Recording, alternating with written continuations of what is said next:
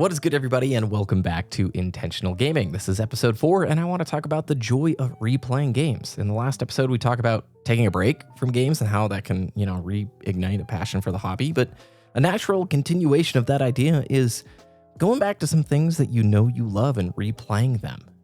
And you already know that they're fun because you probably enjoyed it the first time, and you probably enjoyed it enough to consider it for a replay. I think replaying games is one of the most underrated parts of this hobby.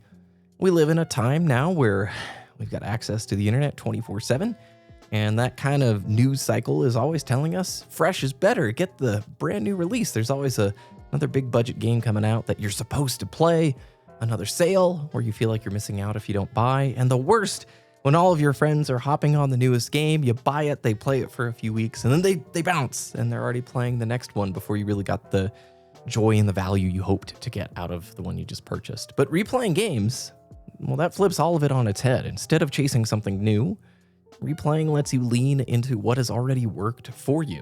It's a dependable joy.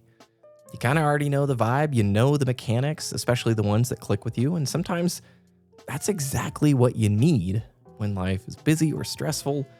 Sometimes you don't want to gamble on a game that you aren't sure about. If it's going to be fun, is it going to be worth it? All that stuff.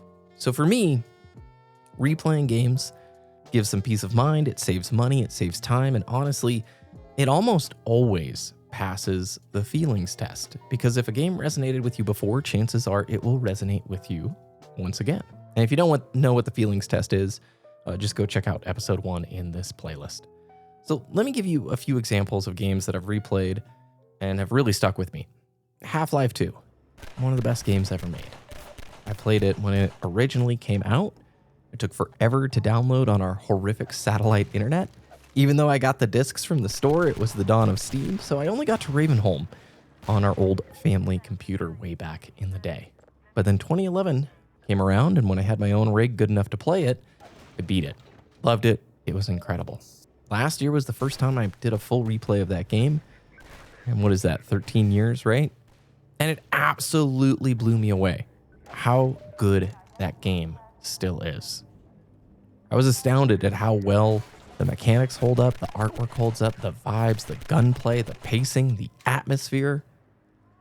It is so good, and it was like playing it for the first time. Cyberpunk 2077. I played it at launch, like a lot of people. And while I enjoyed parts of it, yeah, it was kind of a mess. I was on a 1080 Ti at the time. Great card, but yeah, I was near the end of the hardware they were targeting with that thing. So it was not a great PC experience. There was no ray tracing or anything like that. So last year, I picked up Phantom Liberty and I did a fresh playthrough. Went through the DLC. And it was like a completely different game. They fixed so many of the issues. The performance was a lot better. And that Phantom Liberty DLC was so good. I felt like that was what the entire game could have been or should have been or whatever. And that replay made me appreciate 2077 in a way that I never did on that first playthrough. Mass Effect 2, one of my favorite replayable games of all time. Back in college, I remember playing it just kind of endlessly. I probably played through like the first half of that game 3 or 4 times in a row because I just couldn't get enough. And then last year, I replayed it again, and it was great. It didn't quite live up to the hype that my mind had built it up to be, but it still was really good. I talk about Halo here a lot.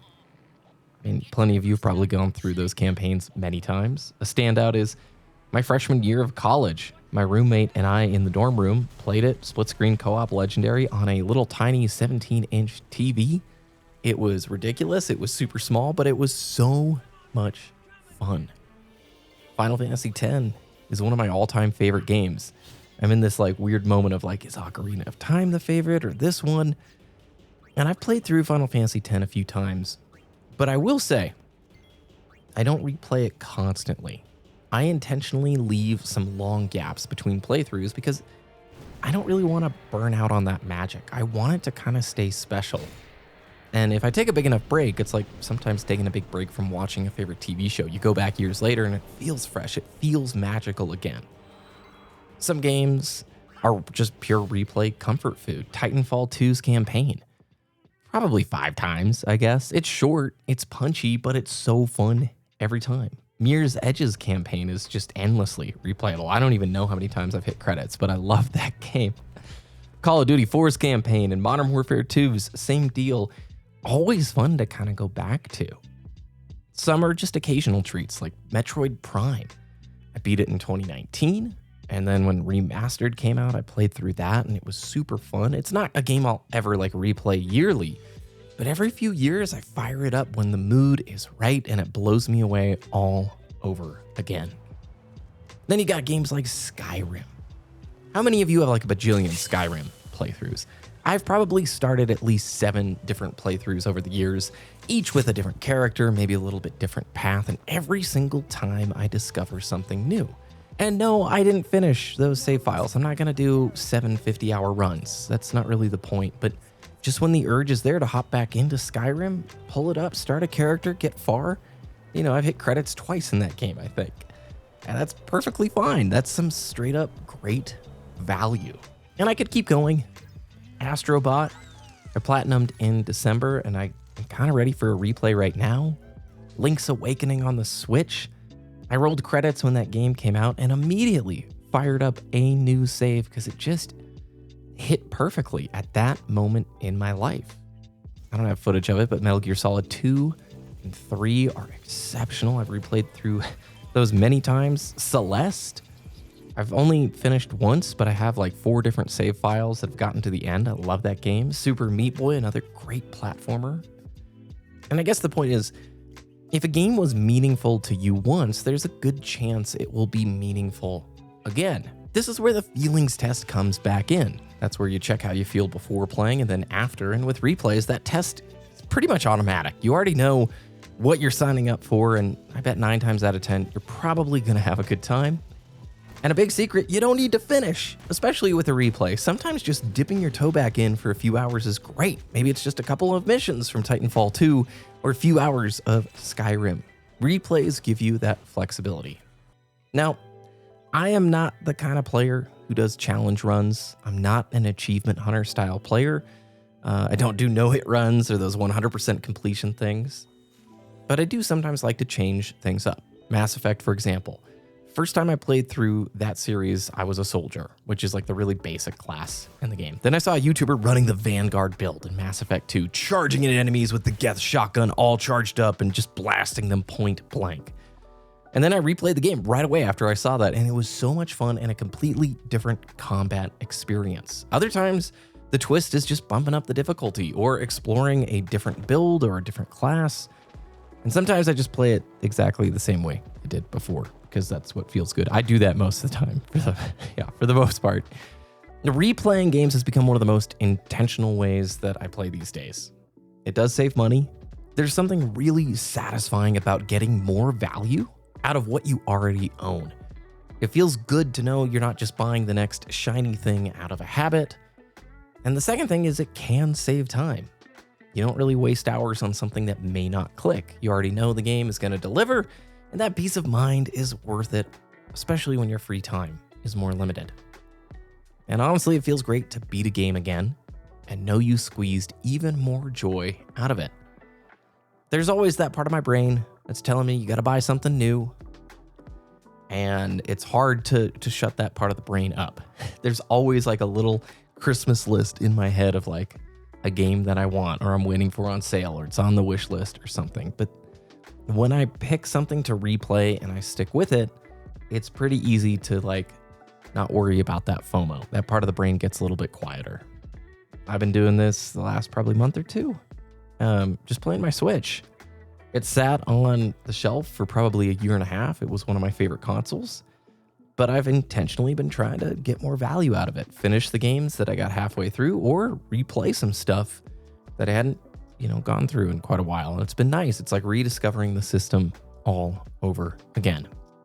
Now, replaying stuff isn't everything. Seriously, you can't discover new great experiences by just sticking with what you already know. And discovery is a huge part of what makes this hobby so special.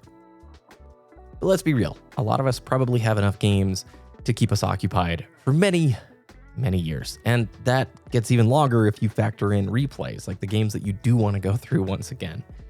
I just think there's a balance, right? Mix some replays in with the new experiences. Use them when you need comfort food, if you're trying to save some money, or you just want to revisit something that really resonated with you.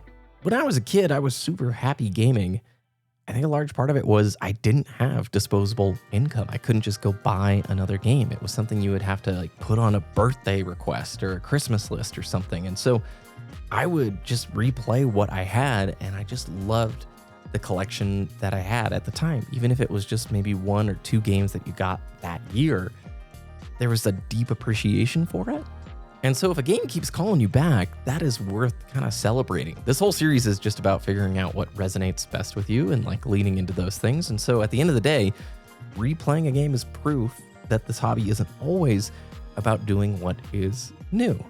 Half-Life 2, Mass Effect 2, Final Fantasy X, etc., all that stuff. These are games that mean something to me, and every time I replay them, I remember why. Your list is going to be totally different. Would love to know what those games are. Let me know about it down in the comments below. So just don't overlook your favorites. It's okay to try new stuff, but also remember, your favorites are your favorites for a reason. So thanks so much for watching. If you missed any of the episodes, the playlist will be linked down below. There's just one more episode left in this series. If you enjoyed, let me know with a like. Subscribe for more, and have a great rest of your day. I'll see you again very soon.